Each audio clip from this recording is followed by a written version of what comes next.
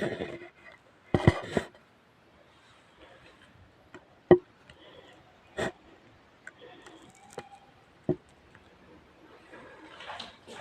Everyone. So in today's session student हम लोग क्या पढ़ने वाले हैं बच्चे, हम बहुत ही बेहतरीन तरीके से एवोल्यूशन वाला टॉपिक पढ़ने वाले हैं एंड आई मेक श्योर कि आपको इसमें एक एक चीज जो है आपको समझ में आए, कुछ भी आपको रटने की जरूरत ना पड़े। That is my nature concern. ठीक है, चलिए अब हम हमारा टॉपिक स्टार्ट करते हैं। एवोल्यूशन जैसे कि आपको पता है कि ये बिग बैंग थ्योरी से स्टार्ट होता है। इसका क्या मतलब है कि हमारा ब्रह्मांड जो है वो बना कैसे था, हमारा ब्रह्मांड जो है वो बना कैसे था। That is the thing which is of utmost important. चलिए अब हम स्टार्ट कर लेते हैं फटाफट से। हाँ जी, तो बेसिकली बिग बैंग थ्योरी हमें क्या बताती है बच्चे कि यूनिवर्स का ओरिजिन कैसे हुआ था। उससे भी पहली बात ये है कि यूनिवर्स का ओरिजिन कब हुआ था, कब हुआ था यूनिवर्स का ओरिजिन। 20 billion years ago.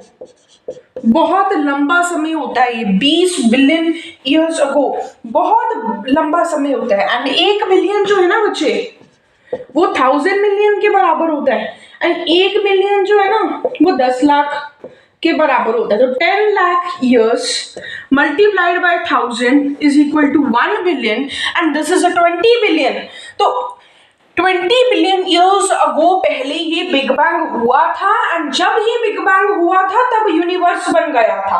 तो बिग बैंग में हुआ क्या था जी, बिग बैंग में हुआ क्या था जी, तो ये हुआ था बच्चे, एक हमारे पास में था, मैं ऊपर ये बिग बैंग इरेज कर रही हूँ ताकि मैं मैक्सिमम चीजें एक ही जगह पे लिख सकूं। जैसे हमारे पास में क्लाउड था, ठीक है, एंड उसे बोला जाता है, ऐसा माना जाता है, किसी ने देखा तो है नहीं बिग बैंग, उस टाइम पे लाइफ ही नहीं थी, कौन देखता है ना। तो कोई हमारे पास में एविडेंस तो नहीं है सच, मतलब आई मीन हमारे पास में कोई गवाह देने वाला तो नहीं है, बट ऐसा माना जाता है कि ऐसा हुआ होगा, ऐसा हुआ होगा। ठीक है बच्चे, तो ऐसा माना जाता है कि ये जो है ना ये था एक cloud of dust and gas. ठीक है, मतलब एक ऐसा क्लाउड था जो कि इस ब्रह्मांड में प्रेजेंट था एंड वो जो क्लाउड था वो डस्ट का बना हुआ था और गैसेस का बना हुआ था। इसमें बहुत सारी तरह की गैसेस थी एंड साथ में इसमें बहुत सारी डस्ट भी थी। क्या इतनी बात आप लोग को क्लियर है? मैम इसमें क्लियर होम जैसा क्या है आगे बताइए। बिल्कुल बिल्कुल ठीक है। तो इस हुआ क्या, अब ये डस्ट एंड गैस का क्लाउड इतना बड़ा हो चुका था, जैसे अगर आप गुब्बारा रखते हैं, बलून भरते हैं तो वो एक पॉइंट पे आगे फट जाता है, इसी तरह से इसमें भी इतनी ज्यादा गैसेस, इतनी ज्यादा डस्ट भर चुकी थी कि ये एक्सप्लोड मार गया। क्या कर गया ये? एक्सप्लोड, बम कर गया, एक्सप्लोड कर गया, बूम। एग्जैक्टली ये एक अनइमेजिनेबल एक्सप्लोजन है। मतलब आपने एटम बॉम्ब देख रखे हैं, मतलब असली में नहीं देखिए बट वीडियो में तो देखे होंगे ना, उनके एक्सप्लोजन कितने खतरनाक होते हैं, उससे भी ज्यादा खतरनाक ये था, है ना। ये बहुत बड़ा एक्सप्लोजन था एंड इतना बड़ा एक्सप्लोजन, जैसे अगर एटम बॉम्ब कोई एक्सप्लोजन होता है तो it is so dangerous for the people, right. बहुत डेंजर होता है उस चीज का, उससे बहुत नुकसान भी हो जाता है ना। मानते हो नहीं मानते हो? इसी तरह से ये भी जो डस्ट एंड गैस का क्लाउड था, जब इसका एक्सप्लोजन हुआ तो ये पूरा क्लाउड तितर बितर हो गया। मतलब इसके छोटे छोटे छोटे छोटे छोटे छोटे छोटे छोटे पार्टिकल्स बन गए। अब देखो इन पार्टिकल्स जब एक बड़ी चीज छोटी चीज में टूटती है तो आप लोग को पता होगा कि उसका सरफेस एरिया बढ़ जाता है, और सरफेस एरिया जब बढ़ता है, जैसे अगर बायो वाले स्टूडेंट, ऑफ कोर्स तुम बायो वाले तो एवोल्यूशन पढ़ रहे हो यार, है ना, तो तुमने पढ़ा होगा डाइजेस्टिव सिस्टम में जब हम चीजों को च्यू करते हैं अपने दांतों से तो बेसिकली हम उसको छोटे छोटे पार्ट्स में तोड़ रहे हैं, तो बेसिकली हम उसका सरफेस एरिया बढ़ा रहे हैं। एंड आपने फिजिक्स केमिस्ट्री में पढ़ा होगा, दोनों भी बताते हैं, केमिस्ट्री में स्पेशली बताते हैं, if I am not wrong solution में बता देते हैं, I am not very sure. तो टेम्परेचर, सरफेस एरिया बढ़ाने पर टेम्परेचर जल्दी कम होता है, ये बड़ी बेसिक चीज है, छोटी क्लास में भी पढ़ते हैं हम लोग। तो सरफेस एरिया बढ़ जाता है। और सेकेंड पॉइंट इस, देखो सरफेस एरिया वाला पॉइंट तो तुम लोग के लेवल का है, तुम समझ लेते हो। एक और पॉइंट होता है कि ये जो है जो यूनिवर्स, अब ये बेसिकली जब ये गोला सा है जो जब फट गया ना तो ये अब यूनिवर्स है, ये पूरा यूनिवर्स है। ठीक है, हम बिग बैंग के बाद बोलते हैं, तुम बोलते मैम यही तो यूनिवर्स था ना, ये फट गया, बट बेटा हम ना बिग बैंग के बाद की सारी बातें करते हैं, इसको यूनिवर्स नहीं बोलते। जब ये पूरा टूट गया था ना उसको हम लोग यूनिवर्स बोलते हैं, उसको हम लोग क्या बोलते हैं, यूनिवर्स बोलते हैं। तो ये हमारे पास में क्या है बच्चे, ये हमारे पास में है यूनिवर्स। क्या है, यूनिवर्स। अब इसमें था क्या कि एक और हम लोग पॉइंट बोलते हैं कि ना ये यूनिवर्स जो है ना एक्सपैंड कर रहा था। एक्सपैंड करने का क्या मतलब है कि जो सारे पार्टिकल्स थे एक दूसरे से दूर जा रहे थे, एक दूसरे से दूर जा रहे थे। एक्सपैंड करने में बच्चे से कंफ्यूज हो जाते हैं कि एक्सपैंड करने का मतलब ये है कि ये पार्टिकल्स बड़े बड़े हो रहे थे। नहीं बेटा, नहीं नहीं, एक्सपैंड होने का मतलब है कि ये दूर दूर जा रहे हैं एक दूसरे से। Even now our universe is continuously expanding, that means planets, galaxies जो है, सोलर सिस्टम्स जो है वो एक दूसरे से दूर दूर धीरे धीरे जा रहे हैं, मूवमेंट हो रही है, उनकी चल रही है मूवमेंट। ठीक है, उसी प्रकार से माय डियर स्टूडेंट्स इनकी भी मूवमेंट जो है वो चल रही थी, ये भी काफी ज्यादा कंटिन्यूअसली दूर दूर दूर दूर जा रहे थे। ठीक है, एंड इनके दूर दूर जाने की वजह से टेम्परेचर जो है वो कंटिन्यूअसली घट रहा था। अरे बाप रे, यस, आपकी एनसीईआरटी में लाइन बहुत स्पेसिफिकली लिखी है, universe expanding,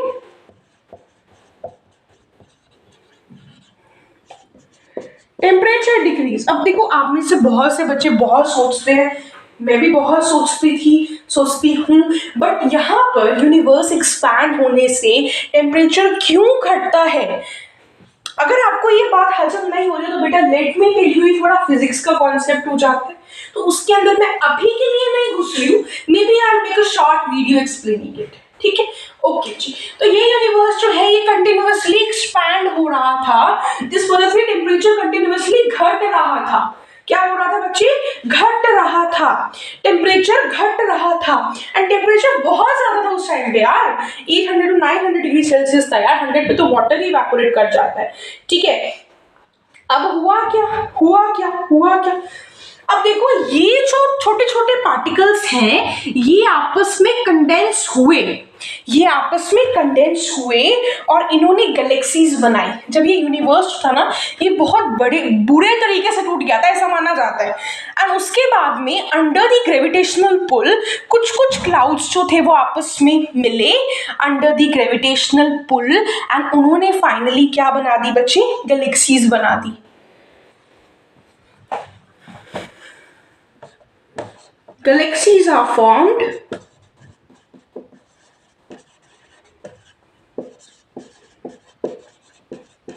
Galaxies are formed how?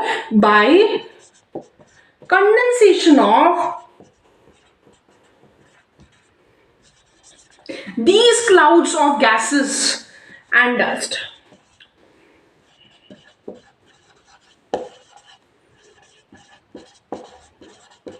ठीक है, हाँ जी, तो क्या बन गई? गैलेक्सीज बन गई। अब हुआ क्या था बच्चे, इन गैलेक्सीज में फिर से एक एक्सप्लोजन हुआ था। वो बिग बैंग जितना बड़ा एक्सप्लोजन तो नहीं था, बट इनमें एक्सप्लोजन हुआ था, डेफिनेटली हुआ था।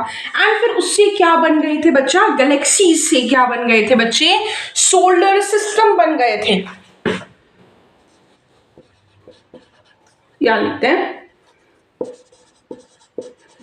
इनका साइज इनसे छोटा था, मतलब जैसे इस गैलेक्सी, ये एक गैलेक्सी बहुत सारी हैं, ये एक गैलेक्सी ने टूट के कुछ सोलर सिस्टम बना दिए, इसने टूट के कुछ सोलर सिस्टम बना दिए, तो हमारे पास में ढेरों सारे सोलर सिस्टम प्रेजेंट है। अच्छा, हमारी वाली कौन सी गैलेक्सी है? मिल्की वे गैलेक्सी, आकाशगंगा। अब ये सोलर सिस्टम ने फर्दर, इनका जो सेंट्रल पोर्शन था वो बहुत ज्यादा हॉट होने के कारण सेंटर में एक सन आ जाता है, एंड आसपास जो है क्या आ जाते हैं? प्लैनेट्स आ जाते हैं। जैसे कि अगर हम अपने सोलर सिस्टम को भी देखें तो we have planets and in centre we have sun. इससे हमें क्या पता चलता है कि जो सेंटर में सन है, इससे क्या पता चलता है कि क्लाउड का जो सेंटर था वो काफी ज्यादा हॉट था। यहाँ पे देखने में तो क्लाउड्स बहुत छोटे छोटे लगते हैं, बट असल में काफी बड़े थे, और ये तो बहुत ही ज्यादा बड़ा था, उससे छोटा ये था। बट जब ये एक्सप्लोजन हुआ तो वो बहुत बुरे तरीके से टूट गए थे एंड उसमें क्या हुआ था स्टूडेंट्स, यूनिवर्स के एक्सपेंशन की वजह से टेम्परेचर धीरे धीरे घटा था एंड फिर because of the gravitational pull जो कि ये एग्जर्ट कर रहे थे उसकी वजह से कुछ कुछ क्लाउड्स जो है आपस में कंडेंस हुए थे, उन्होंने कुछ कुछ गैलेक्सीज बना दी थी। गैलेक्सीज जो थी वो कैसे बनी थी, इन गैसेस के क्लाउड्स की कॉन्डेंसेशन से बनी थी, है ना। आपके एनसीईआरटी ऐसे ही बता रहे हैं तो हमें ऐसे ही पढ़ना है और ऐसा ही होता है, ठीक है। एनसीईआरटी गलत नहीं बता रही है आपको। एक्सपेंशन से क्या होता है, टेम्परेचर घट रहा था बट एक्सपेंशन के साथ साथ में कुछ क्लाउड्स जो थे गैसेस के वो आपस में कंडेंस हो रहे थे एंड